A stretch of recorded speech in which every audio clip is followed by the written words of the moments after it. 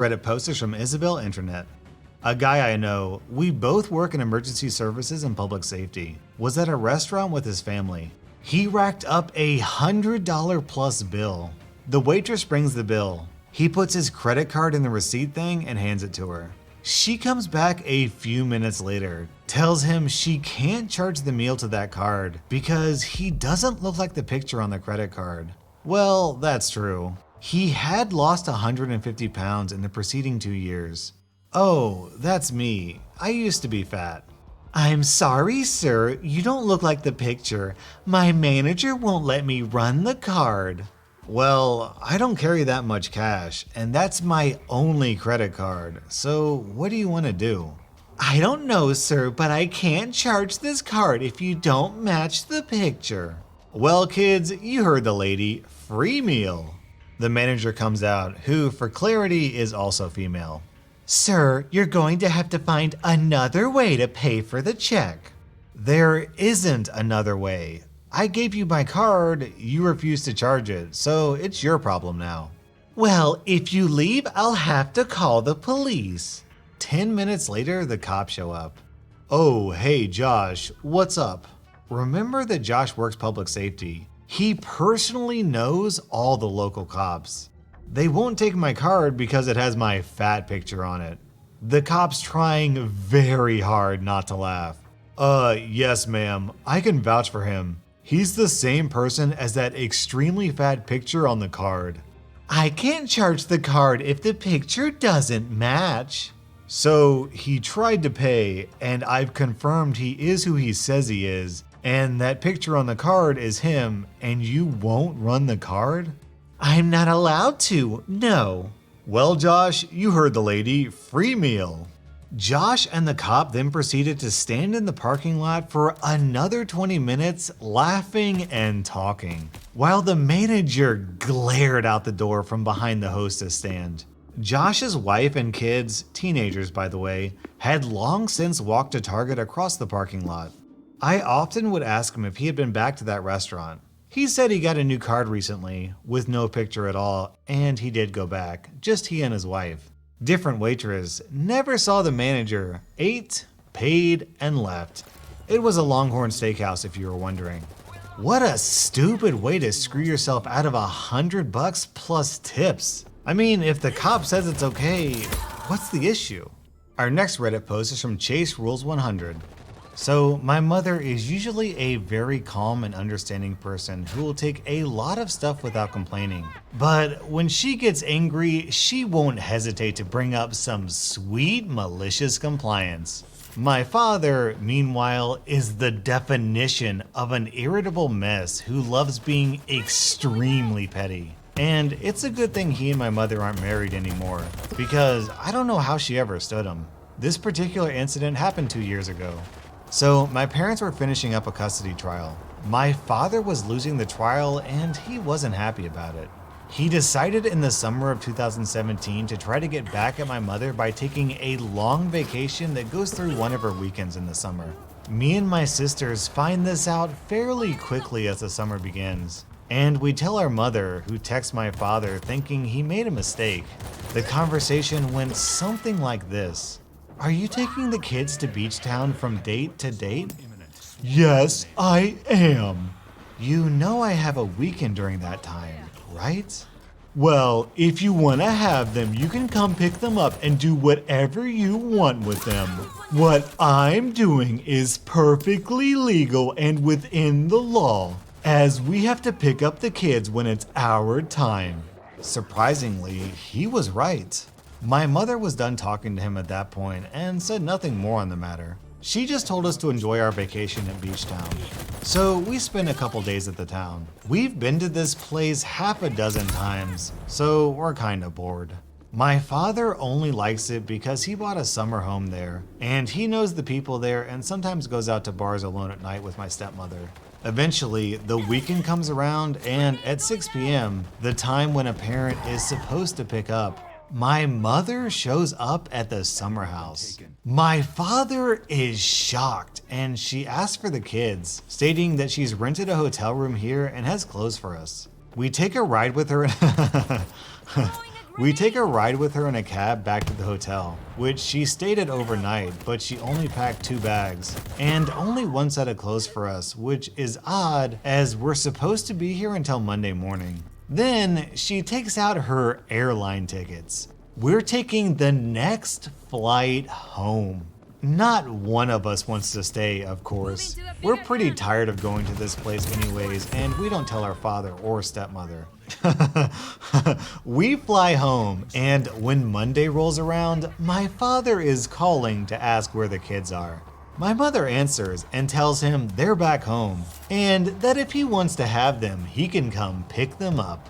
My father is screaming over the line at this point, and my mother calmly tells him this is perfectly legal and within the law, repeating back to him what he texted her at the beginning of the summer.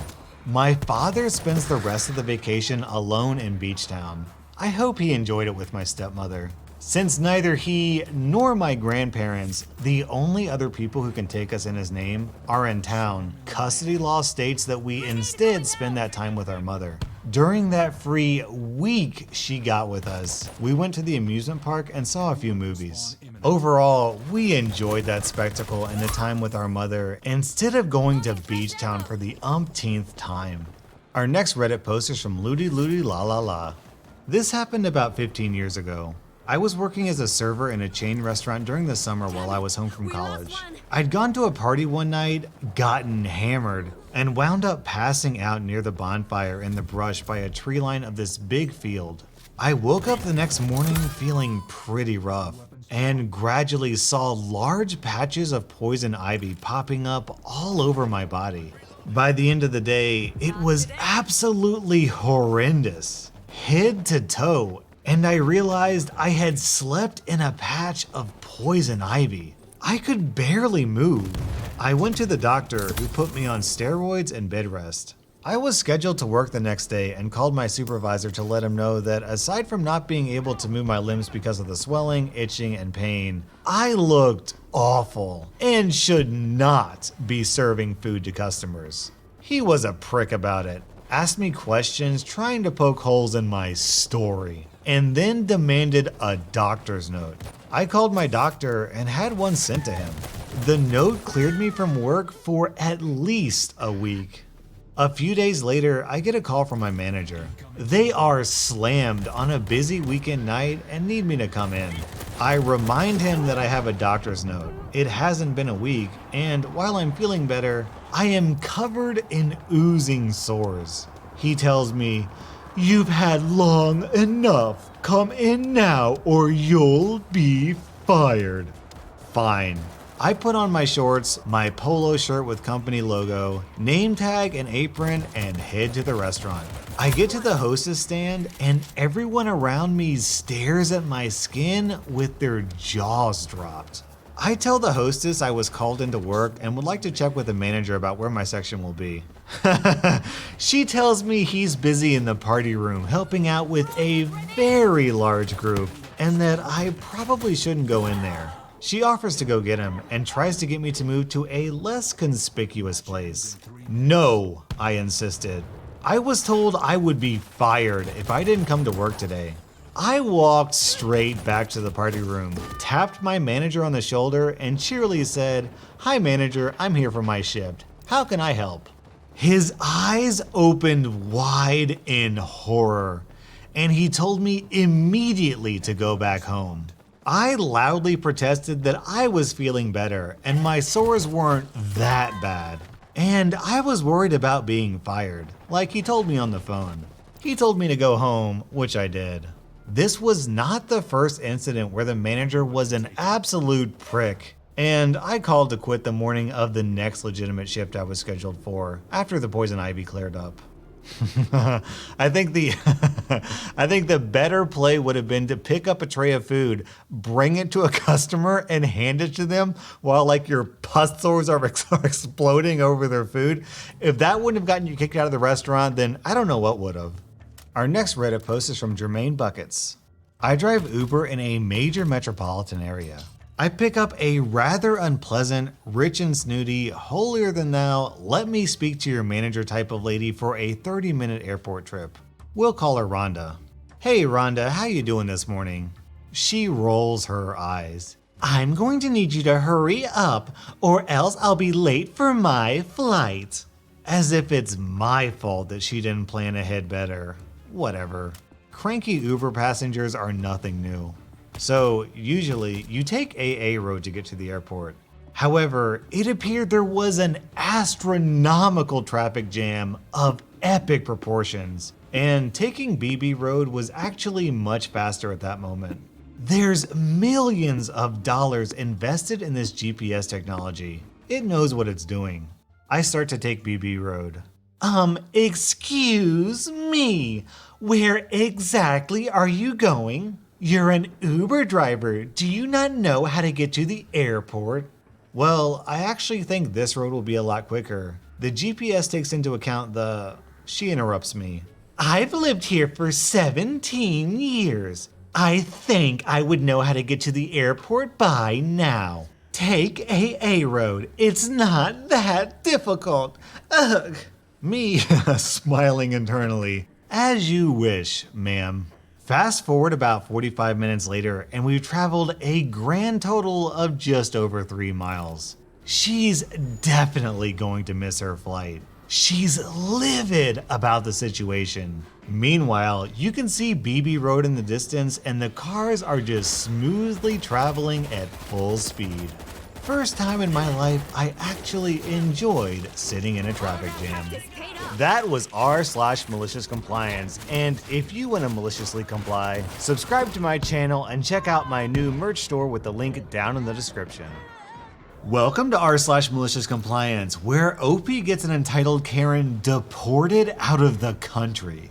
I worked at a Subway that didn't have any authority or managers, just a couple of minimum wage base level workers. I don't remember what this particular customer was mad about, but she was arguing with me and didn't like the answer I gave her. She asked to speak to the manager, and there not being a manager, I decided to promote myself on the spot and replied with, "Manager speaking, how can I help you?" This did not make her very happy because she realized she was not going to get a different answer and asked for a phone number to call. The owner has specifically told us never to give his cell number to customers, so I gave her the store number. She gives me a nasty grin, thinking how much trouble she's about to get me in, when the phone behind me starts to ring. I will never forget the face she gave me as I answer the phone, look her in the eyes, and ask her, "How may I help you?" OP, at that point, you should have put your hand over the receiver and been like, "Oh, I'm so sorry, miss. I have to take this call. This really obnoxious customer is calling to complain, and I have to listen to her." Our next Reddit post is from Striker Eureka. I deliver food for a major company for a living, and while most of our customers are very nice, we get the occasional person who drives us crazy. One customer requested her food be delivered at 5:30 p.m. I left the store at about 5:20 p.m., knowing it'd take about 10 minutes to get there. I ended up getting stuck behind slow drivers and arrived at 5:34 p.m. The woman flipped out. She was yelling at me and telling me that when she requests something for a specific time, it had better be there at that time, no sooner, no later. I got where she was coming from, but due to a variety of reasons, including not wanting drivers to drive dangerously to arrive at a specified time, we can't guarantee that it'll happen on the dot. She wasn't hearing any of it. No tip, but that was no surprise given her reaction. The following week, the same woman ordered again for the same time. This time around, we had more help in the store and I got the order out earlier than normal. I thought, F it, and went to get something to eat. I parked on the next street over and ate my food slowly, then delivered her food at exactly 5:30 p.m. This time around, she was on her phone and didn't say a word to me. No tip again. This process repeated, but I came to enjoy having some quiet time to eat, even if I wasn't getting tipped. One day, I was in a particularly mischievous mood and decided to just sit outside her house and eat my lunch. When I finally rang the doorbell at 5:30 p.m., she immediately whipped open the door and yelled, "Have you been sitting outside my house this whole time with my food?" Yes. "Why in the heck didn't you bring it to me then?" Cause you said when you ordered something for 5:30, you wanted it at 5:30. It's 5:30. Didn't want to bring it to you too early. No tip, worth it. Our next Reddit post is from NL Derek. I originally posted this as a comment on another thread, but it brought up such an interesting discussion, so I figured I'd post its own topic. I used to work as a 911 dispatcher, and I once took a call from a lady who was complaining about a black man walking down the street. He was doing nothing wrong, except, as she put it, he's black and he's walking down the street. She insisted an officer be dispatched to speak with her, and we had a policy that we had to dispatch. So I sent the only black officer on duty. It was out of his area, but a computer message to him and the supervisor made it obvious why he was going. When he arrived, she went nuts and called again, screaming that there was now a black man knocking on her door. I said, yes, this is the police officer you requested. Ultimately, I had to send the supervisor out because she refused to open the door and was throwing a huge fit on the phone. Plot twist, the supervisor, also black. And if you think that was crazy, Unit 91 has an awesome story in the comments. I was a 911 operator for a little over 5 years. There was an elderly lady that would call all the time, and the call would go a little something like this. Me, after getting the name, address, etc. What's your emergency, ma'am? There's a gang on the corner. Send someone, please. Okay, can you describe the gang and what they're doing? They're black. Okay. They're loud. Okay. They have book bags. Wait, what? Are they at a bus stop? Yeah, how'd you know? Are they kids waiting for a bus, ma'am? The lady, dead serious. Well, I don't know what they're doing, but they're out there every morning. And you need to send someone out here and tell them to leave. And as per our regulations, we had to send an officer. Don't worry, ma'am. We'll send a bus out to collect them very soon. Our next Reddit post is from Lexus7328. This happened about 18 months ago. I found the paperwork this morning and thought about it. I was going through a nasty divorce, complete with disappearing prenups, and my ex was making threats against my small business. When the deposition came, it requested tons of information about my business, bank transactions, tax returns, etc., and all documentation regarding asset sales or acquisitions. First, I pushed back and said the administrative burden was excessive. They responded with tough cookies. Then I resisted with the argument that I refuse to supply information that will harm my business and the other stakeholders. We finally agreed that only the attorneys will have access to the business records. I asked several attorneys what exactly my rules for compliance are. The short version: each numbered request has to be presented separately, so I can't just throw all my responses in a box together. Do I have to send a box? No. Any other organization required? No. I responded with the zeal they didn't expect. I gave them everything that matched their requests. As this was requested from the business, I was justified in using payroll to prepare my responses. So 5 of us went to work. So I printed off bank statements and bank transaction reports for 7 years for 10 accounts, threw them in a pile, and shuffled the whole lot.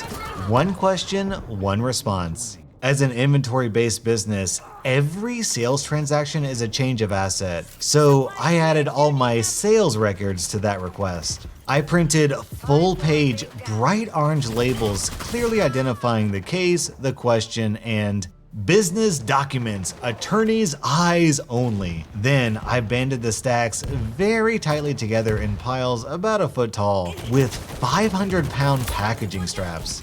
This makes a paperwork bomb that explodes with about 3,000 sheets of paper when you cut the straps. And there's no boxes to put them in after you open them. So, on the last day in the afternoon, I delivered a pickup truckload of paperwork calmly to a group of expensive attorneys who were freaking out at the sight of cart after cart worth of paperwork being stacked up in their conference room. I purposefully put all my personal documents and the smaller questions on the bottom. There's not enough money in the city to pay the attorneys to even touch this mess, let alone go through it. We settled soon after, and I sent a few employees to recover my documents unopened. And then OP includes a picture of the documents, and for those of you who are listening and not watching this video, oh my god. Imagine a cardboard box big enough to contain, I'm gonna guess, 3 fully grown men. And inside this box, completely disorganized and bursting in the seams, are these massive, I don't know how to describe it, blocks of documents. Just mashed together like concrete blocks. There must be literally millions of documents in this box. And the cherry on top, OP forced the attorneys to agree that only the attorneys could touch it, so they can't hire help to go through it all. Our next Reddit post is from Charles Oberon. So I work in customer support for a mobile network provider. The way our company works is that after training, you enter a 1-month testing period where you answer phone calls under close supervision.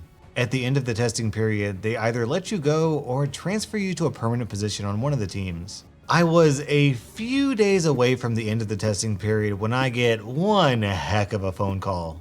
I spent more than an hour on that one. It hurt my final score at the end of the month. The customer told a tall tale about how when she was trying to pay her debt to the company, she racked hundreds of shekels worth of debt in unincluded uses. The sales representative was rude to her and refused to let her pay, so she took a picture of him and left. The reason the call took so long is because she kept telling the story out of order, adding and changing details and going on tangents and rants. It was very difficult to get the story straight. I felt like a detective trying to piece together the clues into what actually happened. Every time I read the story back to her chronologically, she added or changed something in the middle or went on a tangent about how she's a polite British woman. And we shouldn't hire people like that representative to represent our company. Eventually, I got her to settle down on a version of what happened. I looked through the records and saw that according to the representative, who was a lot more concise than her, she was the one being rude, yelling at him in English, a language he barely spoke, and taking his picture without his consent. I didn't tell her that. I just politely instructed her on how to pay her debt via the phone. She sounded nervous. I told her that until the debt is paid, I can't make the changes in the account, including adding a report. So reluctantly, she gave me her credit card details and the debt was paid in full. I reported on what she told me and moved it along to my superiors. A few days later, my testing period was over, and despite that tragedy of a call, I aced it and got transferred to the illustrious email department, which is what I wanted. It's much more chill here, and I can work at my own pace, not having to rely on the customer or the supervisor to work faster. Also, I could take my breaks whenever I felt like it. Everything is fine for a couple of weeks until I receive a new email telling a familiar tale. It was an enraged recounting of the same story I heard on the phone, except much more elaborate, with more details I never heard before, such as the involvement of another person, or that the representative assaulted the customer by trying to impede her exit from the store. The customer complained that she'd been cheated and expected the representative to be fired, but she saw him again at the store and was outraged. She was under the impression that her paying her debt meant we will listen and fire the representative. The email ends with the following demands. 1. Fire the representative. 2. Reimburse her for the money we stole from her under false pretenses. 3. Apologize to her in the form of extra compensation and a personal phone call from a high-ranking manager. If we didn't comply, the police will get involved. So I complied with the second part, and we got the police involved. You see, while reading the email, I noticed that the address she emailed us from had a different surname than her account or the credit card information she provided. And lo and behold, the email was actually her real name while the other details were fake. Turns out she was indeed a polite British woman. A British woman overstaying her visa for over a year that was now using a fake identity in Israel. How's that for false pretenses? As we discovered later, she was also wanted for numerous accounts of fraud where she didn't pay for services or claimed compensation for stories that later turned out to be false. Just like she tried to do with us. We called the police, but they couldn't find her since the physical address she registered on our site was also fake. So we called her back to the store to apologize personally. She gladly obliged. The police were waiting for her. Neither I nor the representative she implicated were there that day, unfortunately, so we didn't get to see the look on her face. She was fined a hefty amount and then deported back to the UK. Of all the methods I've read on Reddit to deal with an entitled Karen, I think kicking her out of the country might be the best one yet. Our next Reddit post is from Amaranthine Nightmare. I worked at a pretty popular department store for years, and I have to say that the customers this store breeds are the worst of the worst. This store is probably 90% of the reason that so many customers feel as entitled as they do. The cashier had the hiccups. It was incredibly annoying. Isn't there anything you can do for me? Was an actual honest-to-God complaint one lady had for me when I was a supervisor. So anyway, I was covering a breakup at the registers. I was a supervisor at the time, and I had also already given my 2 weeks notice. I was beyond fed up. It was like spring of my senior year all over again. I had no more F's left. So I'm up at the registers, and this lady who couldn't have been more than 40 comes up with a huge cart full. Anyone who has worked retail, you know this woman. She's got the hair. She's smacking her gum at me while she talks on the phone. The entire transaction is delayed because I need her to pay, and she starts to ignore me because apparently I'm the rude one for interrupting her phone call. She proceeds to tell the person on the other end, "Give me a second," and finally turns to me and says, as if I'm an impatient child testing her last bit of patience, "Yes. Here's your total, ma'am. Do you have any coupons or rewards to use today?" She nodded, and here's when she drops a few clippings on the counter in front of me, ignoring my outstretched hand, and turns her attention back to her phone. As soon as I look at the coupons, I see that none of them are usable. She has one that is $10 off your menswear purchase of $50 or more. She has all women's clothing. The next coupon expired 2 months ago. Another one doesn't start for a week, etc., etc. So I try to get her attention. She's just as lovely and accommodating as the last time. She rolls her eyes, tells the person on the line that she'll have to call them back, and gives me another sharp "Yes." "Sorry ma'am, this coupon is expired. This one hasn't started yet, and this one is only for when you purchase $50 worth of menswear. Do you have any other coupons or rewards?" She stares at me like I had just called her mother some unsavory name. Excuse me, what?" What could I do but shrug helplessly? "You've got to be kidding me. This is the entire reason I came out here today, to use those coupons. I really can't use them. Unbelievable. Some customer service here." All the while, she's packing her useless coupons back into her purse and glaring scorch marks into my soul. Remember I said I was done? My patience before Shopzilla here was already at 0. She tipped the scales. I was officially in the negatives. I had negative flips and negative patience left. So when she said, "You should be ashamed of yourself being so rude to a customer," something in me snapped. I smiled sweetly at her, mustered up a bright and cheery expression that I usually reserve as my waitress face, and said, "I'm so sorry you feel that way, ma'am. But on the bright side, since it's Tuesday, I can still apply your senior's discount. So at least you aren't losing that one, right?" I can't quite describe her expression. I think she was angry, but I think she was more shocked. And in that state of shock, she sputtered out, "I'm not a senior." I mimicked her shock, trying to appear horrified at my accidental faux pas, and then immediately said, "Let me take that off of there for you then," and promptly took the senior discount off, bumping her total up another $20. I'm so sorry for the misunderstanding, ma'am. Oh boy, she was pissed. But like I said, I think she was more shocked. She seemed a little dumbfounded. She paid, she took her stuff, she left. I will take that petty moment of satisfaction at her horrified expression to my grave. It was even worth the write-up that I did end up getting after she called the store and gave my manager a piece of her mind. OP, some moments are worth getting fired for, and this is one of those moments. That was r/malicious compliance, and this is r/puppy bloopers. So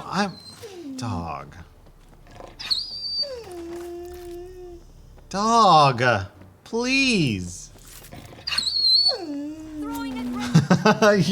Your life is not that bad. Why are you whining? What's bad about your life? Name one thing.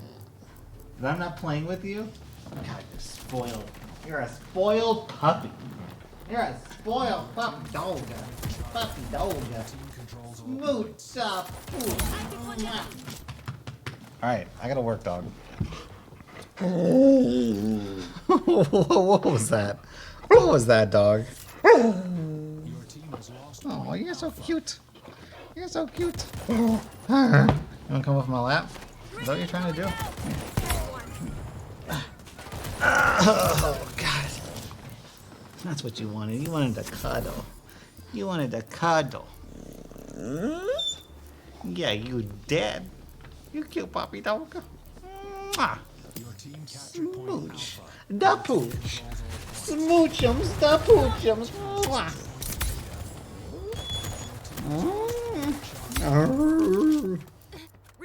Welcome to r/malicious compliance, where a workplace Karen gets called out for watching porn at the office. So I've worked in IT most of my life.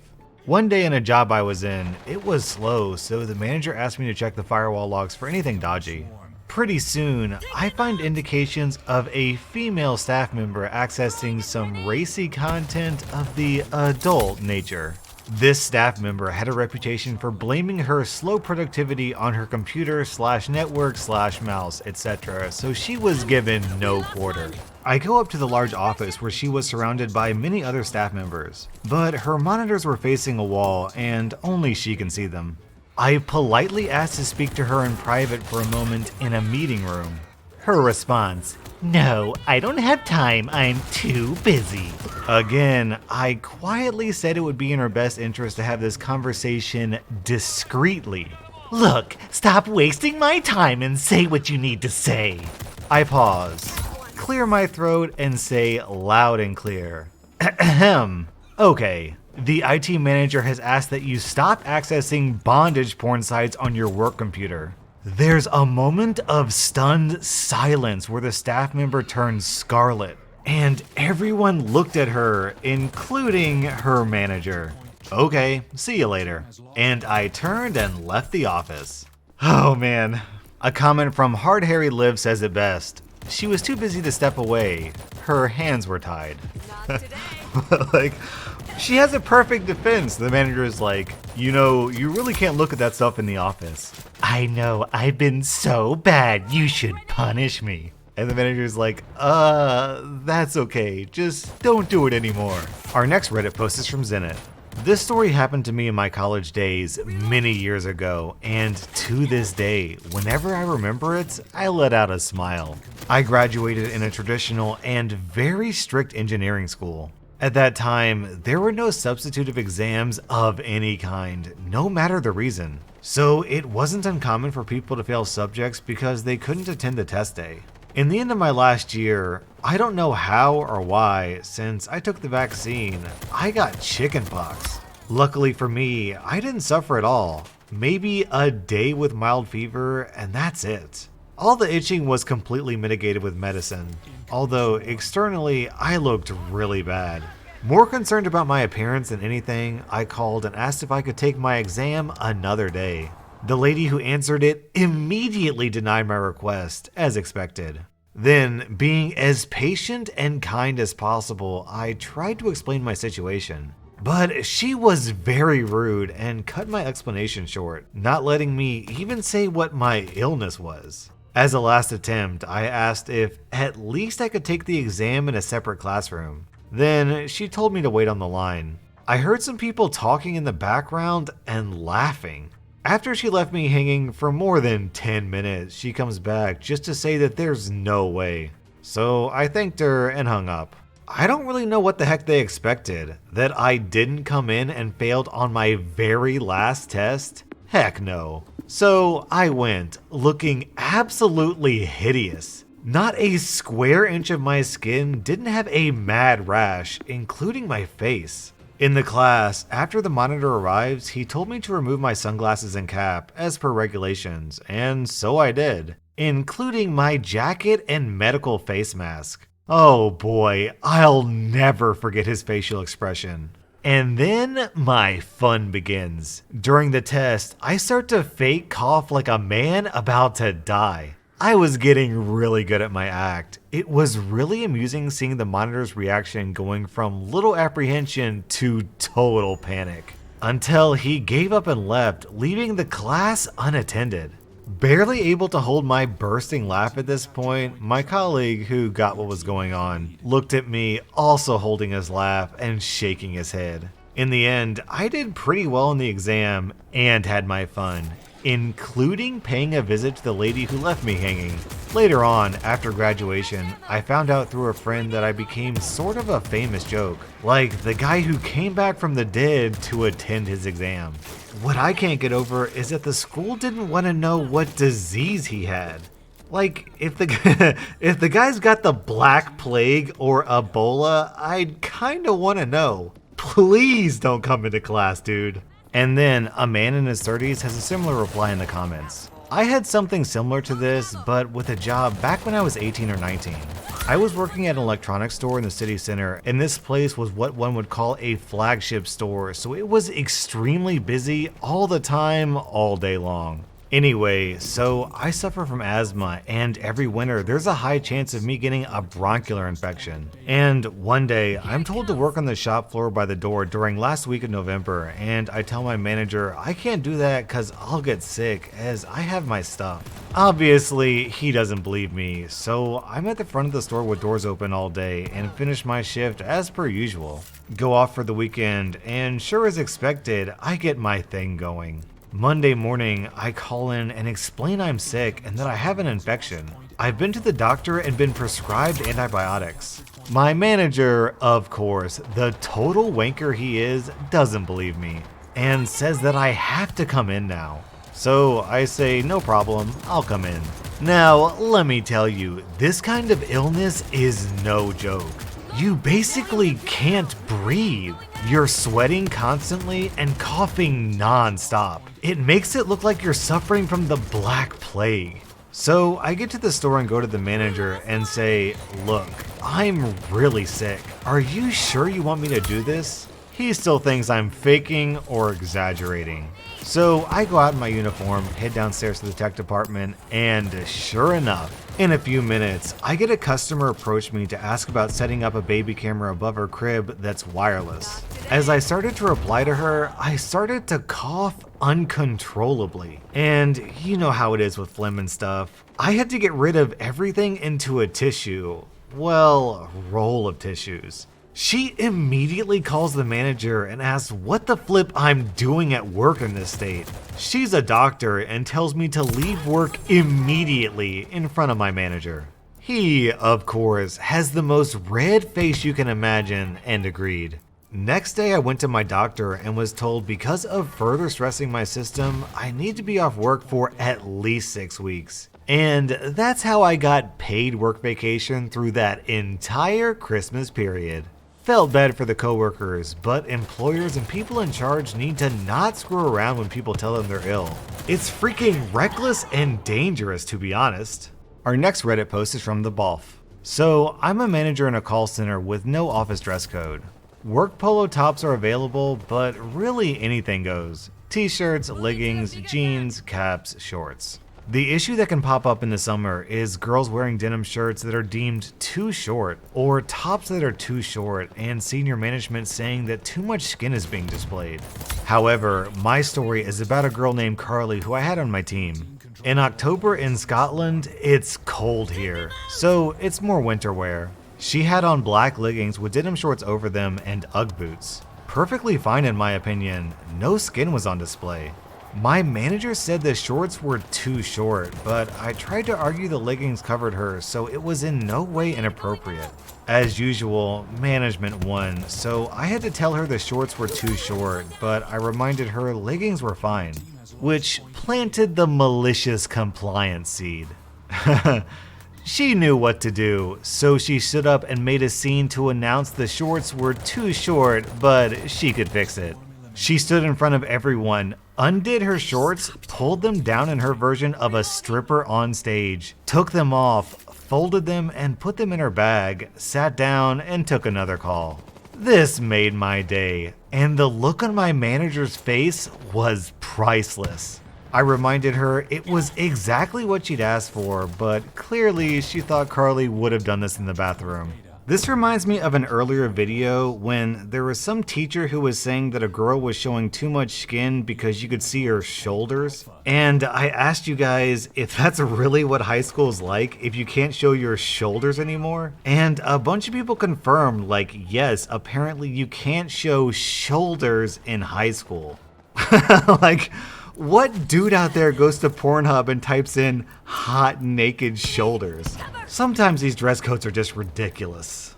Our next Reddit post is from Necro Biohazard. Quite some time ago, I used to work at Walmart, and honestly, it was by far the worst job I've ever had. I could go on for hours about all the horror stories I have from that place. One story in particular I feel is a good fit here. You see, the store I worked in had a rule that if you see a spill, you are to guard the area to keep customers from slipping and falling. You were not to leave the spill for any reason while you flagged down another employee so that they could fetch cleaning supplies.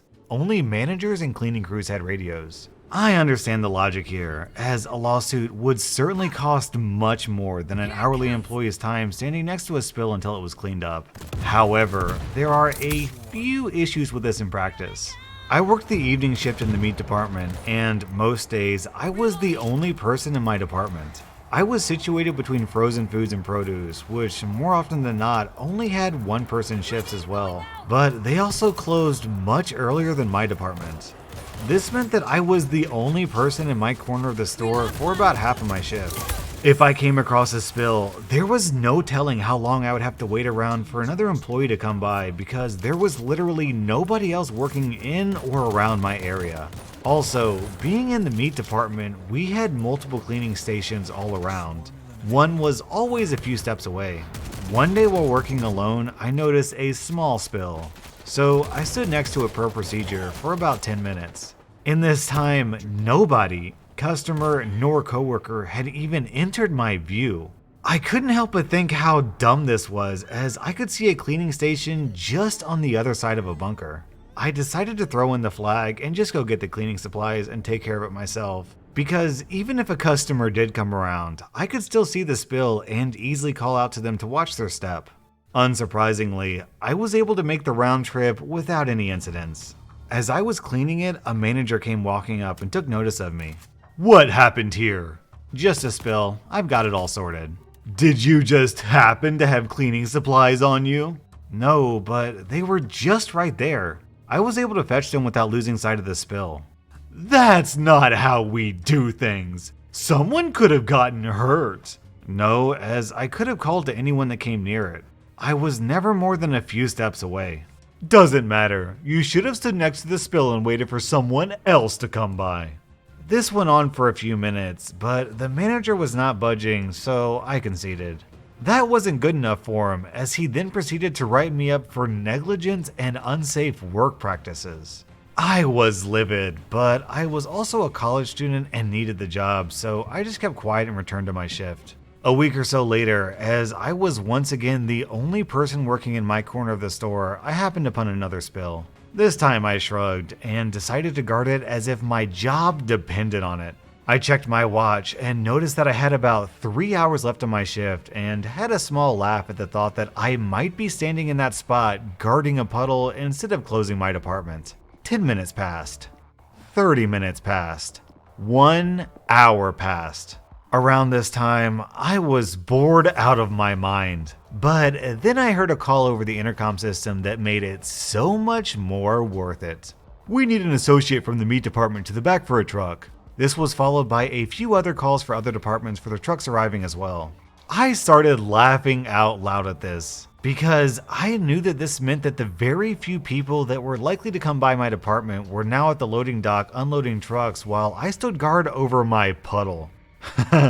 A few minutes passed before I heard the second call. "We need an associate from the meat department to the back for a truck." I just stood there, counting the lights on the ceiling. 1 hour left on my shift, and there still had not been a single fellow employee walk by.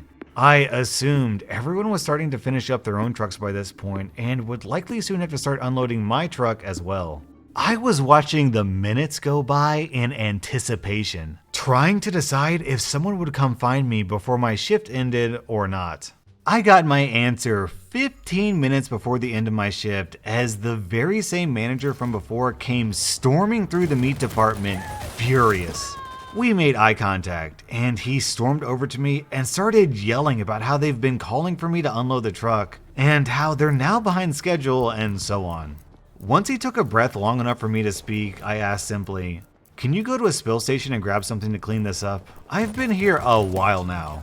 He glanced down at the puddle next to me, and I thought he was going to explode. "You mean to tell me you didn't unload the truck because you were watching a spill?" "Yes." "Why didn't you just clean it up?" "But leaving the spill would be unsafe for any customers. Besides, you wrote me up for doing that very thing recently, right?" The manager tossed his hands up in defeat and walked the 15 steps away to the nearest spill station and returned with supplies that he promptly gave me to clean the spill myself. "Once you're done, go back to the loading dock and start on your truck." "Sorry, I have only about 10 minutes left on my shift, and as I've been standing here guarding the spill, I never got my second break. So I'm going to the break room for a bit before clocking out. You'll need to find someone to close down my department as well." At this, the manager just stomped off in a rage. I cleaned up the spill, played on my phone in the break room for a bit, and clocked out with a smile on my face. I know that the manager just made someone else do all the work and wasn't personally affected by this, but knowing that I could be a thorn in his side was enough for me. Stories like these are why I wake up in the morning. This is pure, concentrated, malicious compliance. You can feel the malice, and it's perfect compliance. Oh, I can just imagine OP's face as he's grinning at this stupid manager. Our next Reddit post is from Fake Cigarettes. This malicious act of compliance is still ongoing. For some context, I'm a university student who's living on my parents' couch for the next 2 weeks before I move back into my school's town. They are currently redoing their pool with employees working Monday through Friday. I pay my own rent at a room near my university, so I signed up for a clinical trial to take off the added burden of paying for my expensive medicine while getting some grocery money at the same time. I had an appointment early this morning for the trial, and I told my mom about it last night.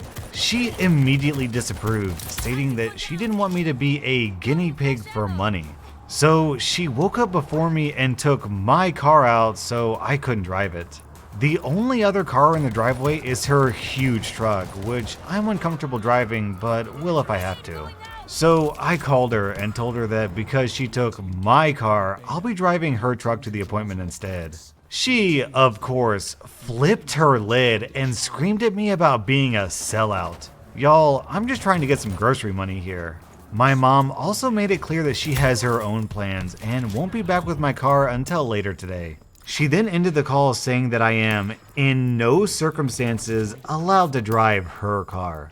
Fine, whatever. I rescheduled my appointment and went back to the couch to try to sleep when the pool worker showed up.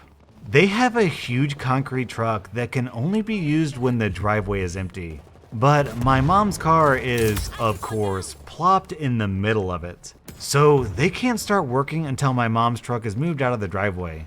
And with no one else home, this means that I'm the only one who can do it.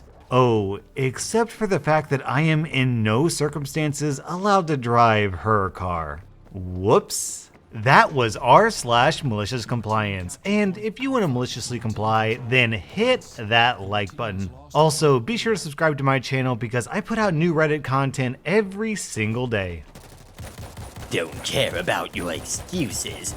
I just want my crap fixed now. My babies need something to do to keep their mind off of what's going on outside. I am dumbfounded by what she is saying. Ma'am, there is a hurricane going through your area as we speak. With the damages it is causing, we do expect loss of service. I am sorry that this is happening, but there is nothing we can do right now. Bull crap! You need to send someone out here, right now! Excuse me, are you asking us to send someone out to your home during the hurricane? Don't make me repeat myself. My babies need their internet and TV to work. What are we supposed to do during this? Well, ma'am, we are not sending someone out to you. There is a state emergency, and people were supposed to evacuate. We will not be sending someone into your area until the storm has passed. We already did evacuate. This is our second home, and is more inland. So at this point, I am thinking I had looked up the wrong account, even though she had given me that address, so I asked for the other address. Her second home is right on the shore, and the one she is staying in is only 30 minutes inland. Ma'am, I see that you are only 30 minutes from the shore. This is still an area we expected to be more than likely out, since the hurricane was going to be hitting your area. Once again, we cannot and will not be sending someone out until after the storm passes. There is a hurricane. I heard silence for a moment on the other side, thinking I had finally gotten my point across. However, Entitled Mom said the most entitled and honestly dumbest thing I have ever heard. Well, there may be a hurricane going on, but that is not my problem. That is your problem, and you need to send someone out here right now. If you will not send someone out, I will talk to your supervisor. At this point, I had had enough. Plus, she said the magic words. I gladly tell her I will get someone on the line so they can talk further. I get the call to someone in my leadership team, and lo and behold, we didn't send out some poor guy to fix her services in the middle of 100-mile-per-hour winds. Anywho, that is just one of many. Anybody who actually stuck it out to the end appreciate it. I know this isn't as juicy as some of the others on here, but I thought I'd give a go at contributing. If you liked this, let me know. My coworkers and I have many other stories. Next we've got Entitled Parents Stupidity. Hello there. I've been watching your videos along with other YouTubers like Moore who do these. To be honest, when I first read about them, I was like, no, these kinds of people can't be real. It's too stupid. But boy was I wrong.